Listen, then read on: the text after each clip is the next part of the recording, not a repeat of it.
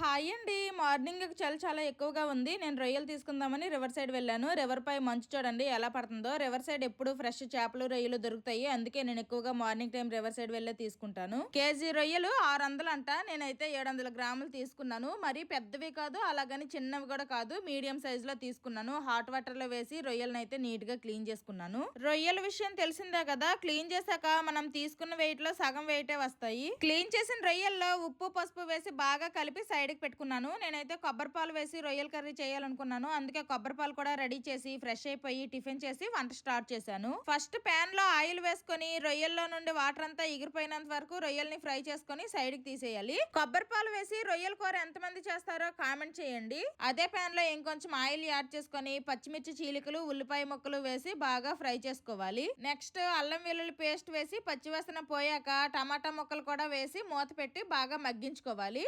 ఆ తర్వాత ఉప్పు పసుపు కారం ధనియాల పొడి జీలకర్ర పొడి వేసి బాగా కలుపుకొని ఫ్రై చేసుకున్న రొయ్యలను కూడా వేసి కలుపుకోవాలి. రొయ్యలు క్లీన్ చేయడానికి టైం ఎక్కువ పడుతుంది, కానీ చికెన్ కంటే రొయ్యల కూర చాలా ఫాస్ట్ గా అయిపోతుంది. ఫ్రై చేసుకున్న రొయ్యలు వేసి బాగా కలిపిన తర్వాత నేనైతే చిక్కటి కొబ్బరి పాలు అయితే తీసుకున్నాను. ఇంక రొయ్యలు ములిగినంత వరకు కొబ్బరి పాలు వేసి బాగా కలిపి మూత పెట్టి మీడియం టు లో ఫ్లేమ్ లో బాగా ఉడికించుకున్నాను. కూర ఇలా ఉడుకుతుంటే స్మెల్ అయితే చాలా బాగా వస్తుంది. మధ్యలో నేను కొంచెం అంతా గరం మసాలా యాడ్ చేసుకొని బాగా కలిపి మూత పెట్టేసి మళ్ళీ ఉడికించాను.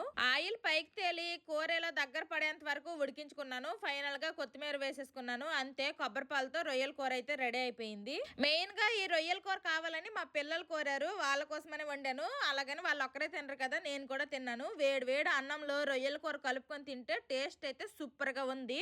Bye bye.